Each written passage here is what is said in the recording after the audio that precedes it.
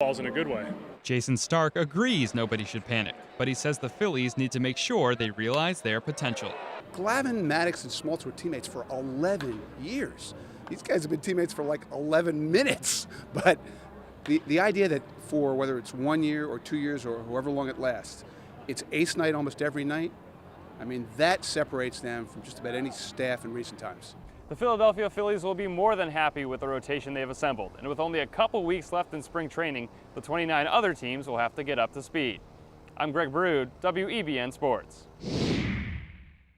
Philadelphia's rotation will give plenty of teams headaches, but they'll still have to figure out a way to compete with the San Francisco Giants.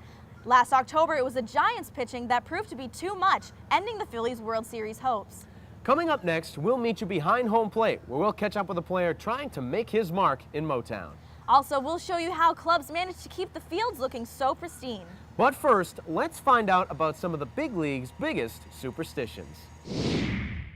Last year we started playing Eminem, Cinderella Man, after each win, and we just kind of stuck with us. You know, we went on a roll last year, and we just continued to play that song. If I went and ate lunch at this place, and then I went to the game and got 2 or 3 hits, I would try to eat lunch again the next day. If you wear a pair of shoes and they're going along good, you don't let the guy clean them, you just leave them alone until they're filthy, and a lot of other undergarments that you don't really like to talk about. I used to carry a rabbit's foot around, but I can realize that it never did too much for him, so I guess it ain't going to do much for me either.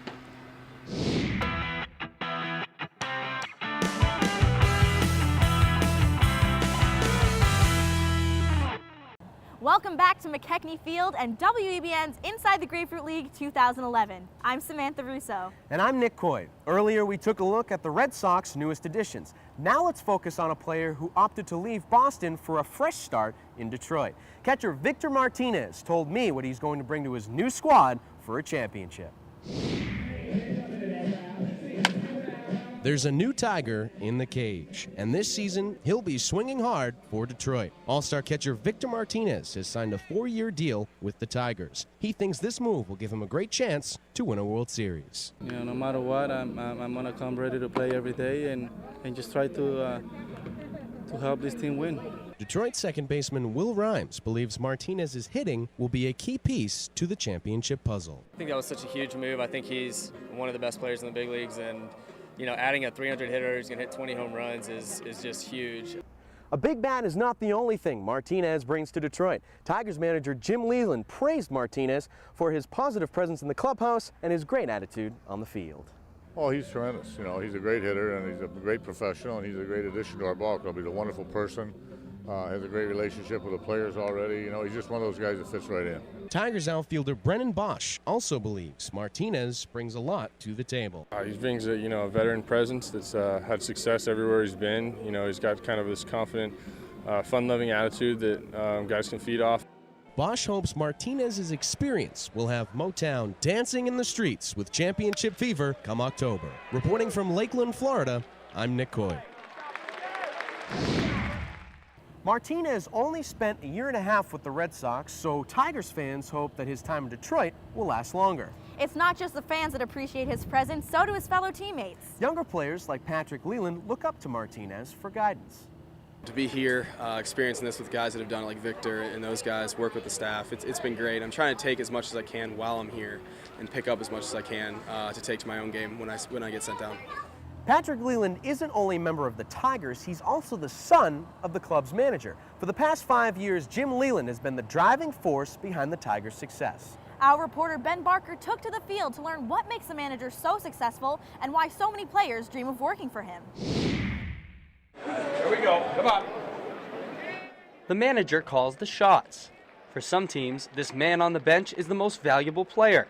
Ron Gardenhire, Buck Showalter, Jim Leland, and Charlie Manuel are preparing their teams for a shot at the World Series championship. The easiest way to win the game is to get some runs and early and kind of let those starters, like do the thing. We always talk about when somebody goes down, somebody else has to step up. You know, we made a couple acquisitions and actually signed some guys that were our own players that could have been free agents, so I think we did well. I also think our guys got a little tired of getting beat up on it. It kind of snowballed, but the biggest thing was health. No two managers are the same. The Phillies focus on pitching. The Twins rely on their depth. The Tigers brought in some new free agents, and the Orioles are finally healthy. These 4 managers each bring a different approach to the field, but their players feel lucky to have them as their coach. Player's manager. He lets you play, sends you out there every day, and believes in you. You can't ask for a better player's manager. And I've talked to some guys that have been around the league for a long time, and they say he's the best. He comes in and cracking jokes, and anytime you got a guy like that, managing your team, it always makes it fun and loose to come to work. You see what we did last year under him. Ending up strong at the end of the season, and hopefully, with the new acquisitions, build on that and continue what we've been doing, or continue what we did in the second half. These 4 teams have some of the game's best coaches, but it's not easy to keep a managerial job in the MLB. This season, 12 of the 30 teams brought in brand new coaches. For WEBN Sports, I'm Ben Barker.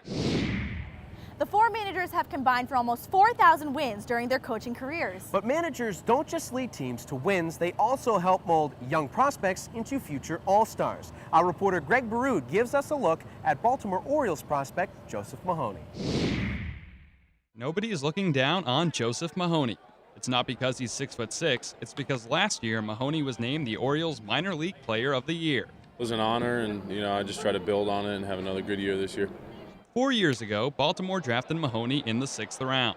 He struggled for 3 seasons. Then, last year, he put it together, hitting 18 home runs. Mahoney says the awards he received don't affect his mindset. I don't think it's added pressure. I don't think half the guys over in the clubhouse even know that I won it. Mahoney will start the season with the Orioles' AAA team in Norfolk. For now, he wants to take advantage of his spring training experience. Mahoney is trying to learn from Baltimore's veteran players. Everyone's trying to, learn each other and their tendencies, and you just want to go out and try to learn with them. And me being a new guy, just listen to everybody and just try to keep my ears open about everything. The Orioles' current first baseman is Derek Lee. He's 35 years old and has had several injuries in his career. Nobody has nailed down a spot as Lee's successor. Another good year from Mahoney would put him on the fast track to the big leagues. I'm Greg Baroud, WEBN Sports. Mahoney will have to wait his turn to take over the first base position, as the Orioles already have Derek Lee penciled in as the starter. Players like Mahoney and Lee have more than just the same position in common. They both come to work every day on field